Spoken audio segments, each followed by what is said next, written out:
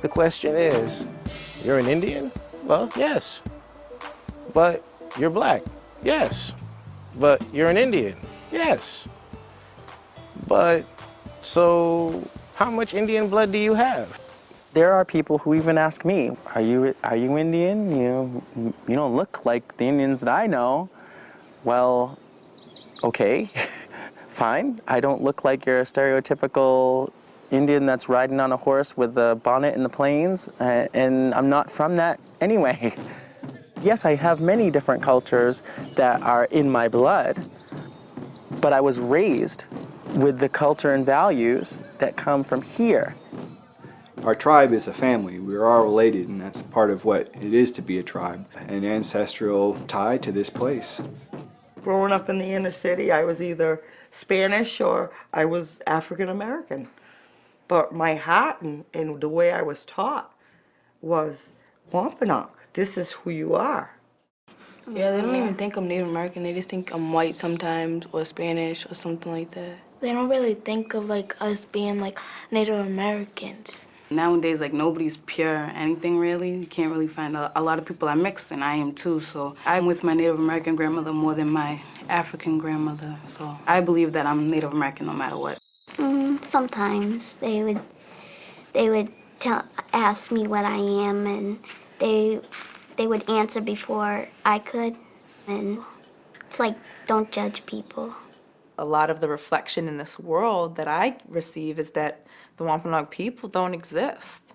For the most part, people say that because they've never known a Wampanoag person. They probably never even heard the word Wampanoag. They probably don't even know, even though they were taught about the Pilgrims and the Indians in school, that we were the nation that, helped the Pilgrims through that first winter. We have intermarried and we have mixed, and that doesn't negate anything that has been passed on to us as Wampanoag people. He was Chappaquiddick. This is my family tree. It goes from my grandfather, then it just breaks it all down from Deep Bottom to Chappaquiddick. Goes on to 1610.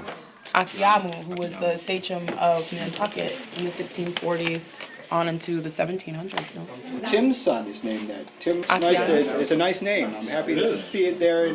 I come from a black man who only had one name. His name was Peter. He was not a slave. He was a sea captain who had his own boat and was in the whaling industry. He married a native woman in Martha's Vineyard. My however many greats grandmother and that whole family line after them bears his single name as their last name.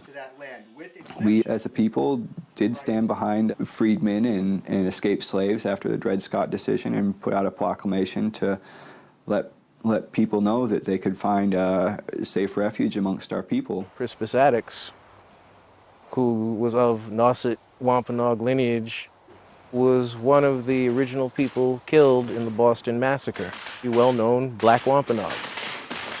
The Mashpee Wampanoag in the late 17th and 18th centuries were known for being a kind of a haven for people of color of all different backgrounds. They were welcoming of outsiders because their definition of Indianness didn't have to do with color. It had to do with whether you were really a member of the community or not. So children who had mixed ancestry parents were fully welcomed into these communities. And this was something that was hard for whites to understand, that somebody from a very complex, racially mixed background could be fully Indian. That was a really hard concept for scholars to get their minds around.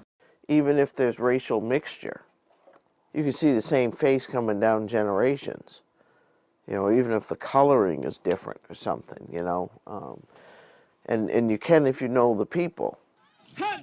We have every color that you can imagine in our community. But what makes us Wampanoag is the fact that our relatives did carry on aspects of our culture. Now we have our language again. That increases the amount that we can show who we are.